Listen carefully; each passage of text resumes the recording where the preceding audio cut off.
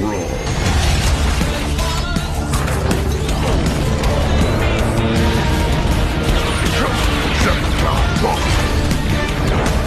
Look at this number.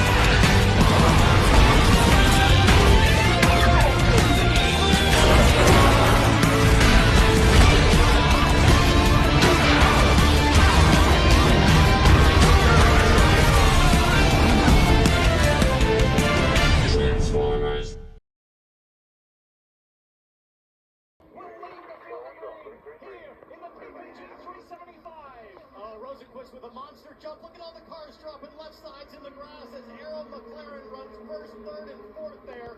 Teammates O'Ward and Rossi side by side in the orange and black cars. Great to see so much side-by-side action. Some three wide now as we head down into turn 3. Felix Rosenquist still at the point. Look at the McLarens, just absolutely killing it right now. That white and blue car is Joseph Newgarden.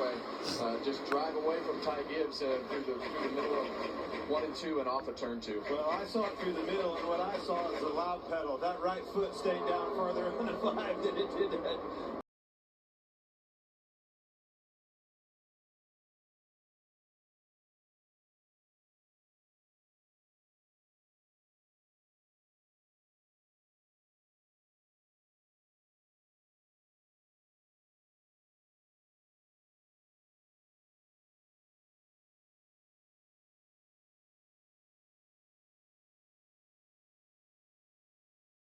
He finished 26th at Martinsville. Whoa, guys, whoa. Oh, no. Oh, my gosh. I have never seen anything like that in my life. He hit that wall a ton. Oh, my gosh.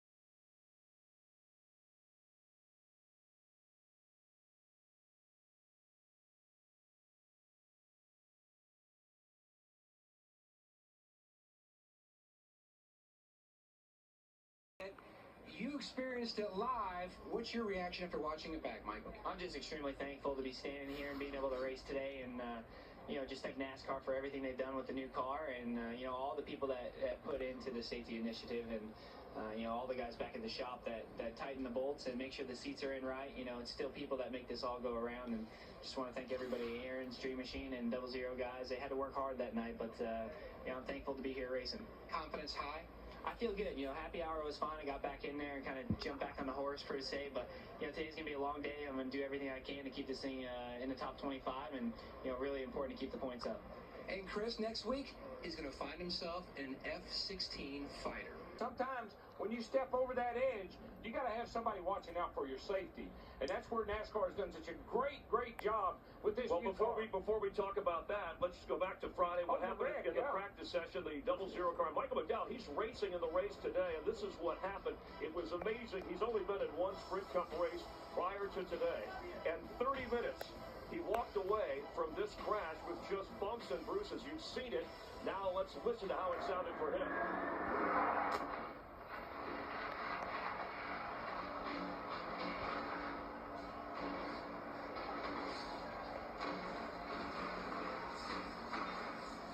Amazing.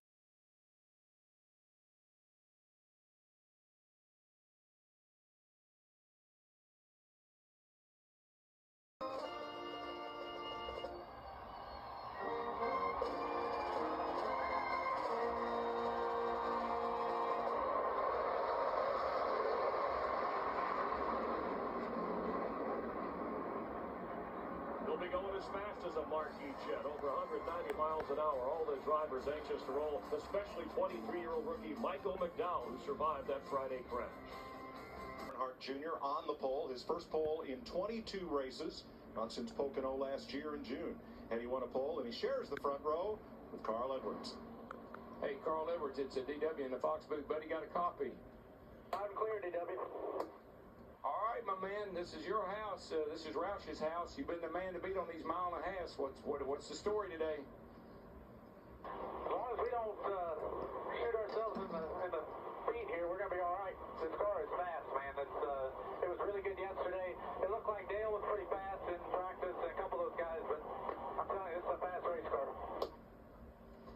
What's that you got on your hood up there? It looks like a duck. Yeah, you can't see it, but I got one in here in case I get tired. He's going to help me out today. Well, you know, if it looks like a duck and it quacks like a duck, it'll probably go to Victory Circle. What do you think about that? I hope so. Don't try to butter me up. I heard you picked Dale Jr. already, so I'm going to have to prove you wrong here today. Just between me and you, buddy, that's for TV. I'm on your side, man. Stand on and take her to Victory Circle. Hey, thanks a lot. Have a good broadcast and talk to me anytime you want today. Tenfold. Making a great race day with the first.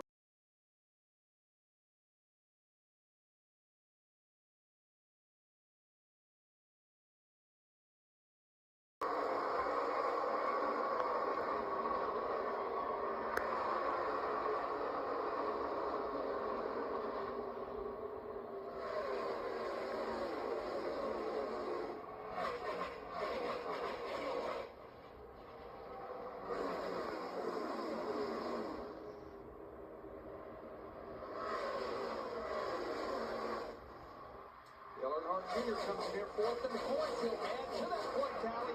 He will lead lap 1, 5 bonus points for leading the lap. Yeah, this isn't practice and this isn't qualifying. This is racing right here. They are on it. Right on the break. Hendrick, Roush, Gibbs, Earnhardt Jr., Edwards and Busch, Jimmy Johnson. Ryan Newman was trying to make something happen in that high groove, but he's going to give up instead of gain a couple spots as Jimmy Johnson shoots up into fourth. Boy, I tell you what, Mike, I'm watching Jeff Gordon. He is in trouble. He's lost a bunch of spots, and he can't find it. It just doesn't seem like he has much handle on that car. Darrell, they've been in trouble since they unloaded this car on Friday morning. I talked to Steve LeCar, his crew chief, this morning. They changed everything about the car, pretty much Dick Bergman, as they've done all weekend long. Yeah, they have really struggled here, Larry. They worked on their car. It was one of the last cars to leave the garage area, and they were just hoping that all those changes that you talked about were going to work. So far, they are not. You really can't afford to stay out there too long because it's about 2.5 seconds from old tires to fresh tires. You know, Kyle Busch must be getting bored. Bored? Yeah, he came off turn 4, and he just gets right. Watch this. Carl's right in front of him. They're running second and third. And he says, hey, Carl, can't you go any faster? Look at that. He's just having fun. And it reminds me about when we were in Vegas and he kept driving down on the apron just for fun. From the ballpark, I just don't really understand it. Hendrick Motorsports has yet to win this year. Yeah, and Chad Canals, the crew chief for Jimmy Johnson, he has told me they can take one race car to the track and they can put Jimmy Johnson and have him run 5 laps. He will come in and tell you, you've got to free this car up. It's too tight as we watch the battle now between Dale Earnhardt Jr. and Kyle Busch. Then you can put Jeff Gordon in that race car, and he'll tell you without no changes, you've got to tighten it up. It's way too free. Okay. Matt has more. The race Darrell was talking about, but in his other 5 races, he's finished 18th or worse. I think he'll do pretty well today, Larry, because that car's been really consistent this year. They've got a good handle on that car now. He and Kenny Francis seem to be got her dialed in. Carl Edwards goes by Casey for 4th place. You know, I know we're riding with one guy that's won here, and we're looking at another guy that's won here. And I know, Mike, you talked about the Roush Fenway route. They have won 5 times here. But this place is like no one has just absolutely got their arms around it. We've had 14 races here with 13 different winners. Only Jeff Burton has won it more than once. Kyle Busch leads by 2.5 seconds. Trouble turn 4. A car has spun. Michael Waltrip. He just got up too high. I was watching. He's been running that high line. And he got too high that time. Yeah, he's been running against the wall. He was running in the 23rd position. He had moved up. Come on out for the track. Come on for the track. He was in treacherous territory. That's the first caution of the afternoon. It comes for a single car spin. Michael Waltrip, who had a very frustrating day last Sunday in Martinsville. Here's what Michael saw. You just see he enters the turn really, really high, and he's been doing that, but when you get up that high, there's still a little bit of dust and the debris, dirt up there. Got too much of it. Hang on, you're good. Hang on, you're good. See, another advantage to this car, Mike, it's a little bit slower in the turns. It's you have to back off, and you're a little slower through the turns. You can spin this car out. Product of a hotter and a slicker, racetrack because of the heat that we're seeing here this afternoon. Yeah, that's why I was saying, I think Larry agreed, that the more caution we have, the more cars we'll bring into the mix. The same effect. Here we go.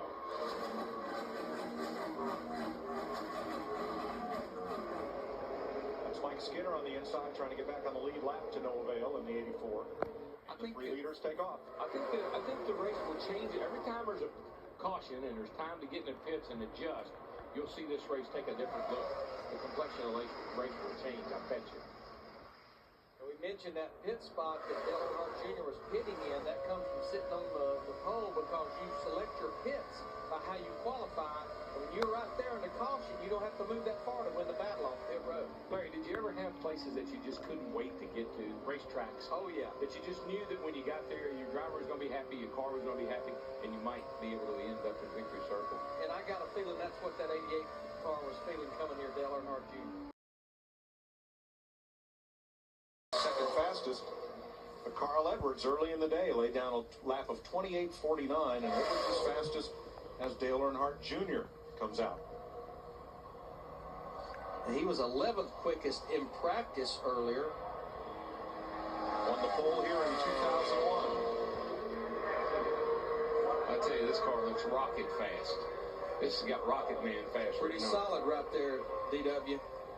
In fact, right now, he's over a 10th quicker than Carl Edwards going off into turn 3. In fact, he's pushing toward 2/10 quicker than Carl Edwards. This baby's on a rail.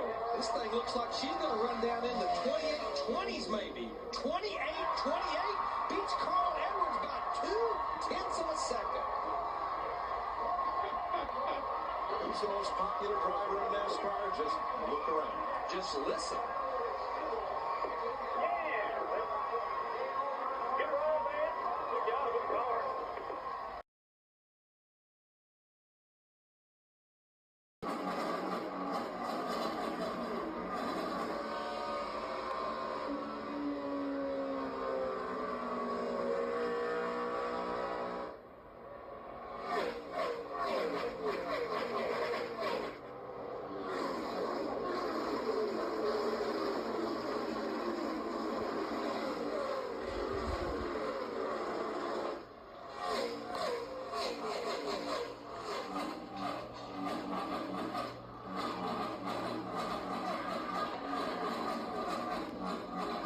And they dump 18 gallons of Sunoco race fuel. Coming in way back, you can see him way back there.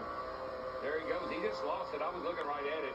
The car just come around with him. He's been hanging on to that thing quite a bit all afternoon. Now, he did take it to the garage area, and we heard him tell Steve Letarte, we need to go in, fix this thing, and start changing everything. We need to turn this into a test session. I cannot drive this thing for 500 miles like this. Steve said, come to the pits, get 4 tires. He said, no, come to the garage and get 4 springs. Toyota. Just came up off turn 2, and the car just broke dead loose with him, Darrell. And that's that sort of that transition area. I know what he kind of did yesterday after leading the most laps in almost every nationwide series race we've had this year. Finally, he got the victory yesterday driving for Joe Gibbs Racing. There's Steve. Mike, discussion between Kyle Busch and Steve Addington. Kyle saying, I go from tight to loose in a fraction of seconds in turn 2. They talked about a wedge adjustment. Kyle said, don't change the wedge. That's what makes this thing turn.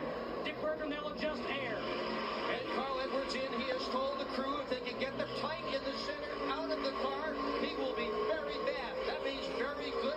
They're doing it with air pressure. Now, the 9 of Casey Kane just came to a stop. Meanwhile, the 16 of Greg Biffle. No changes on the first stop. Slight chassis adjustment this stop. Greg Irwin, his crew chief, didn't want to make any big adjustments to try to just see how this racetrack will change. The 88 of Dale Jr. coming in soon. Krista? Tony Stewart comes in, back on the straightaway. He gave a mouthful, saying everything that was wrong with his car. His crew chief, Greg Zimondelli, said, which one is worse? Tony said it's a tie between the center and the exit. Matt. 88, the 48 of Jimmy Johnson leaving his pit stall while the 88 guys are on the wall waiting for Dale Earnhardt Jr. Jimmy Johnson, basically his biggest issue, the car has started to go to the free side. The backup car climbed out unhurt, waved to the crowd, hopped in the backup car the next day for practice. And that sound you heard, that's ambient sound.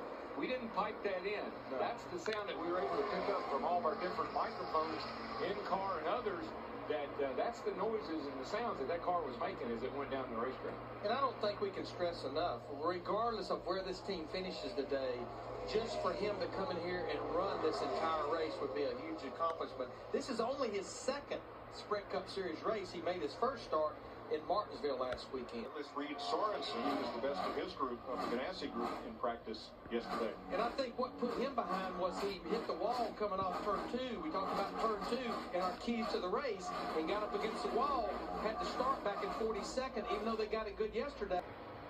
Jimmy Johnson has quite a cushion out the rearview mirror back to Kyle Busch. Right now, Kyle is about 6 seconds in that 18 car behind Jimmy Johnson. We'll be coming to 7 laps to go.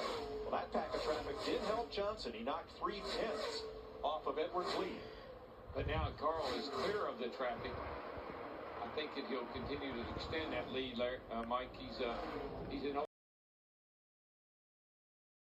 Only one win, trying to become the only other repeat winner of this race, along with Jeff Burke. Yellows out. Turn 1, car 1. Martin Truex engine finally let go. A lot of smoke, maybe some fluid coming past start finish. Trying to get down behind the 6 right here. Quick. You remember what I told you on our own camera at the top of the show? I was glad I was at the hotel yesterday. I'm glad I'm up in the booth today making this call. Tighten your belts. One more time. Don't spin the tires. Yikes. Carl left the outside open, I'll have to say that. Here comes Clint Boyer with those 2 fresh tires. He's going for third, going down into turn 1, side by side. Almost 4 wide, back where Newman and Kenseth battle. Well, Kenseth is in trouble. We see that. Here comes smoke. Here comes Clint Boyer again with those 2 fresh tires going out for the 3. When we come to the white flag, he's side by side with Kyle Busch. That's 3 wide again. That's exciting. That's exciting for third, but there ain't much happening up here. Carl Edwards running away.